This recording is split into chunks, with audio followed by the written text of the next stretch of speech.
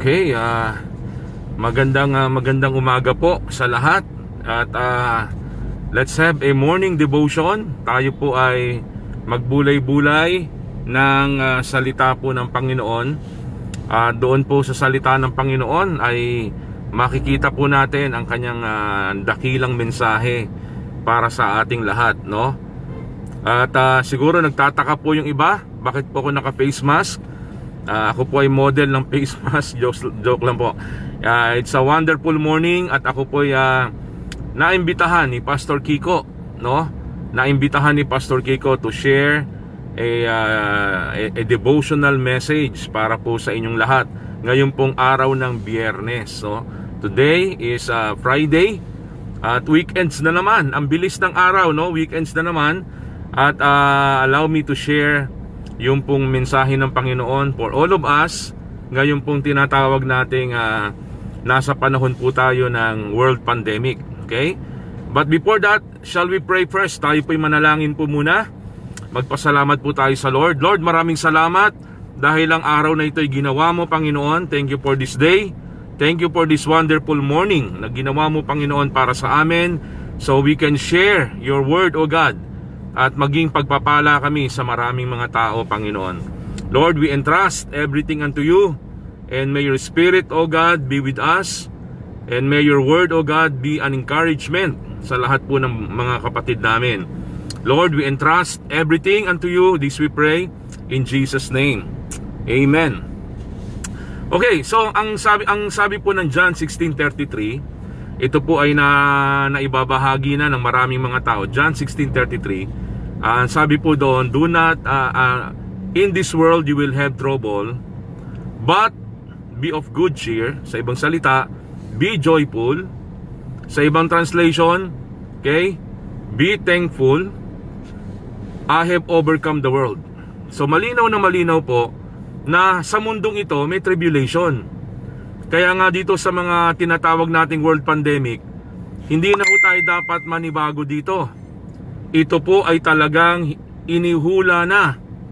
Ito po ay talagang itinadhana na at binanggit na ng maraming propeta, binanggit na sa aklat ng Revelation, binanggit na ng Panginoon sa kanyang sinabing mga tanda ng huling araw. There will be wars, there will be famine, magkakaroon ng tagutom, magkakaroon ng tinatawag na kaguluhan, magkakaroon ng mga digmaan, magkakaroon ng maraming bulaang propeta. At yan ay nangyayari na po ngayon.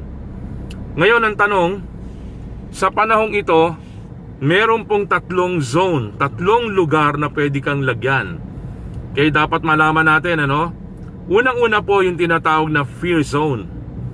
Marami pong tao ngayon ang natatakot, maraming tao ngayon ang nawawala ng pag-asa, maraming tao ngayon ang nade-depress. Ang tawag ho dyan, fear zone. Ano yung mga sign ng fear zone? Ano yung sign na nandun ang isang tao sa fear zone, takot? Una, makikita ho natin yung tinatawag ho nating complain frequently. Ito yung mga taong nagtatanong na, ito yung mga taong marami ng mga confusion. Ito yung mga tao na marami ng mga tinatawag nating worries, full of worries, full of anxiety, full of negativity. Yan na, banggitin na natin yung mga salita na yan. Full of negative emotion, full of mental confusion, nagkakaroon na ho ng mga tanong. Ang tawag dyan, na andun ho siya sa tinatawag na fear zone. At maraming pong tao ngayon sa ibabaw ng lupa, hindi lang ho sa Pilipinas, mga kapatid ko hindi lang ho sa Pilipinas, even in all parts of the world, in different parts of the world, there are fear. Meron hong takot, fear zone. Ano ibig sabihin ng fear zone? Full of question, full of doubt, full of anxiety, full of negativity. Yan po ang katangian ng isang tao na nandun siya sa fear zone. Kaya dapat malaman ng isang mananampalataya, nasaan ako ngayon? Where are we now in the midst of this world pandemic? Where are we now? No, dapat nagtatanong tayo at meron ho tayong tinatawag na self-evaluation. Okay, listen to me carefully ha. This is very important. Self-evaluation. Meron tayong self-evaluation. Where are we now? Is my faith growing or is my faith diving down? Is my faith soaring high or is my faith drowning in the midst of this world pandemic? Okay? So pangalawa po ay yung tinatawag na learning zone. Yun po yung pangalawang level, learning zone. Ano naman po yung anong characteristic ng learning zone? Ito po 'yan. Okay? I become aware of the situation and think how to act. Wow. I become aware of the situation and think how to act. Yan naman yung nasan doon sa learning zone. I become aware of the situation. Alam ko ang nangyayari sa mundo. Hindi ako nalilito. Aware ako. Yung mga nangyayaring katotohanan ngayon, hindi ko dinideny. Hindi ako sa in denial stage. Nasa learning zone ako. Because I become aware of the situation and think how to act. Ito ho yung mga nasa learning zone. Ano ang dapat kong gawin? Manalangin. Ano ang dapat kong gawin? Magbabad sa presensya ng Diyos. Ano ang dapat kong gawin? Humanap ng mga accountability groups or cell groups. Ano ang dapat kong gawin? Magpa-mentor. Ano ang dapat kong gawin? Araw-araw magbabad sa mga ganitong gathering ng tinatawag po nating empowering people of God through social media, digital platform, sharing God's Word through internet. Ayan, ang tawag ho dyan, nasa learning zone ka. And I congratulate you. Kung nasa learning zone, meaning to say, hindi ka madadala ng pandemic. Hindi ka madadala ng tinatawag po nating world problem about depression. World problem na po yan.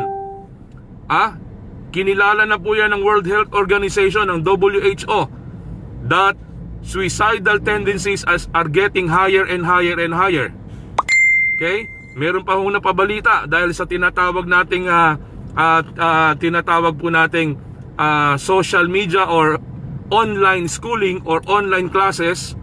Merong isang kabataan na hindi na ipasa or hindi tinanggap yung kanyang ibinigay na tinatawag po nating requirements. What he did was he took his life. He commit a suicide. Okay? At yan po ay kwento sa maraming bahagi ng mundo ngayon. Kaya dapat malaman natin, where are we now? Am I in the fear zone stage, full of confusion? Am I in the learning zone?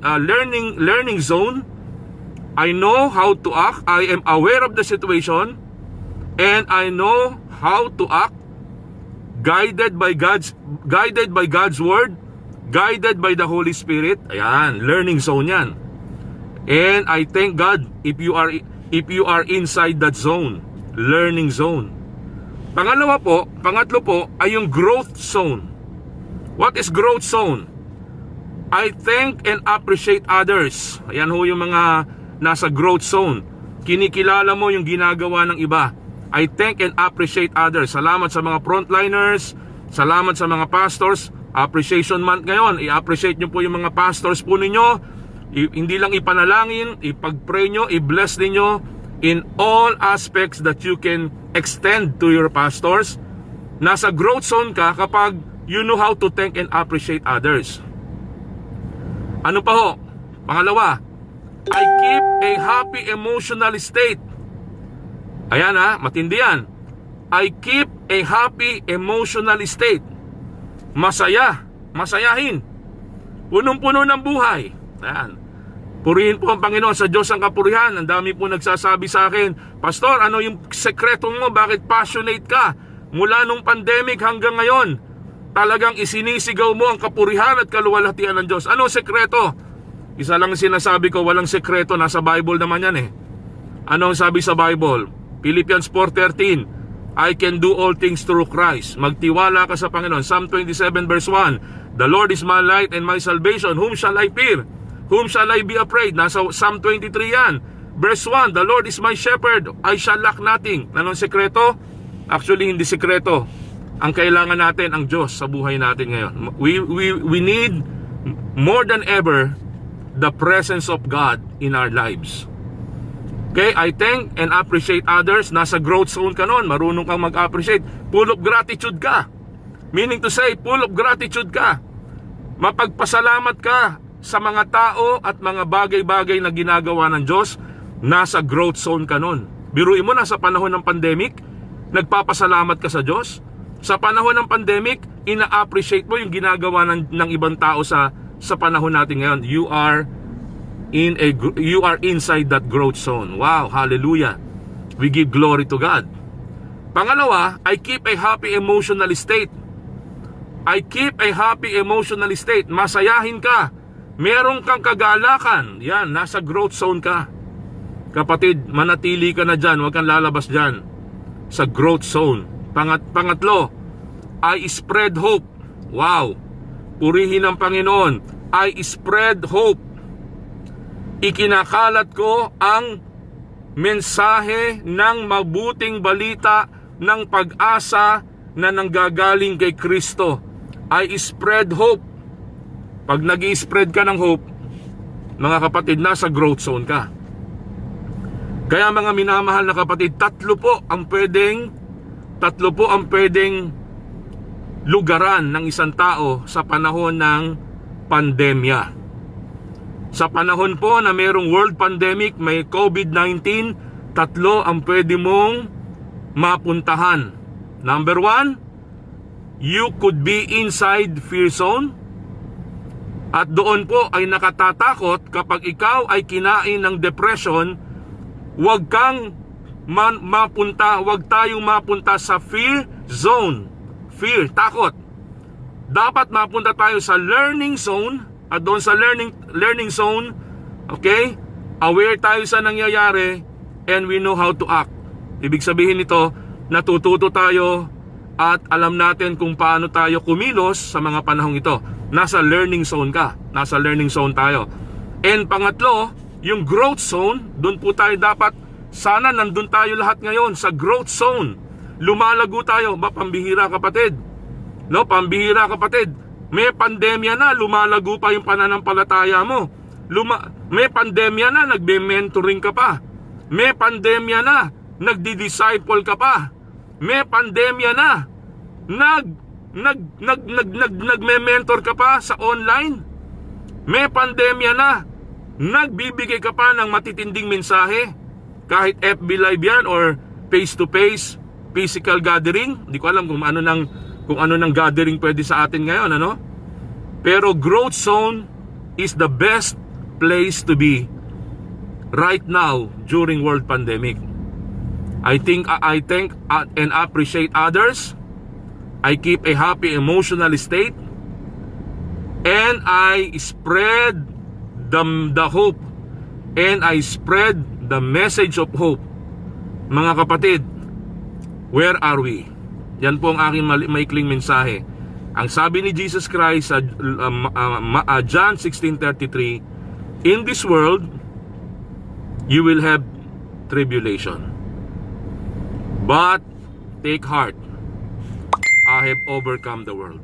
Ano ang ibig sabihin nito? Huwag kang magpatalo, huwag kang magpadaig, okay? Huwag kang mawala ng loob, huwag kang mawala ng pag-asa. Lumago ang pananampalataya mo, kapatid. Itong pandemic na to, wala ito.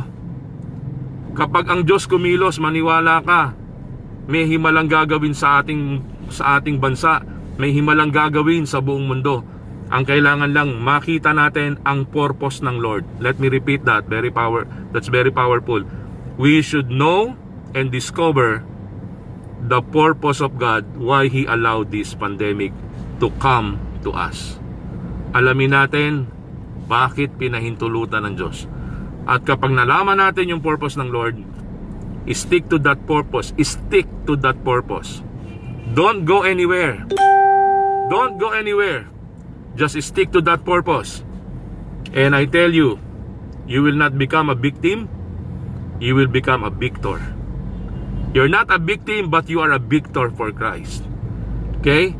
You will not be the victim of this COVID-19, but you will become a victorious son of God during this world pandemic. Tandaan po natin yung tatlo ha. Fear zone, learning zone, growth zone. At sana nandun tayo sa pangalawa at pinakamainam, nasa pangatlo tayo. Nandun tayo sa tinatawag na growth zone. Lumago ang pananampalataya mo, lumago ang relasyon mo sa Panginoon, kahit may pandemya, hindi napigilan ng virus ang paglalim ng pananampalataya at relasyon mo sa Diyos. That's fantastic. That's fantastic experience. Grow your faith in the midst of this world pandemic. Let me pray for you. Panginoon, marami pong salamat sa umaga pong ito. At ang pangako mo sa John 16:33, you have already overcame the world. You conquered the world already. And there's nothing to worry, there's nothing to be fear of. There's nothing, oh God, that can snatch that victory from you. And you gave that victory to us. Sinabi mo, Panginoon, that we are more than conquerors. We are more than conquerors. Kaya sa oras na ito, I pray that the power of that spirit, conquering spirit, I pray that the conquering spirit that you gave to the disciples be given to everyone who are listening to me this morning. I release that anointing.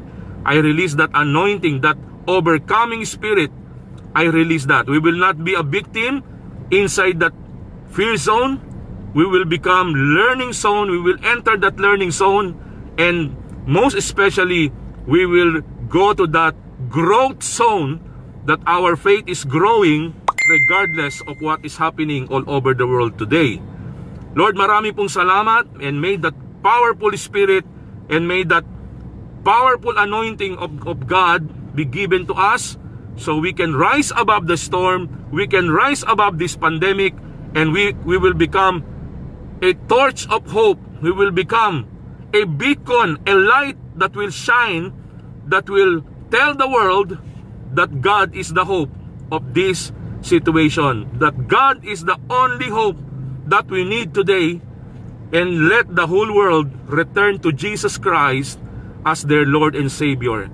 May the blessing of God be upon us, and may the power of the Holy Spirit anoint us to become victorious in all aspects of our lives, materially, mentally, emotionally, financially, in all aspects, O God, we will become victorious.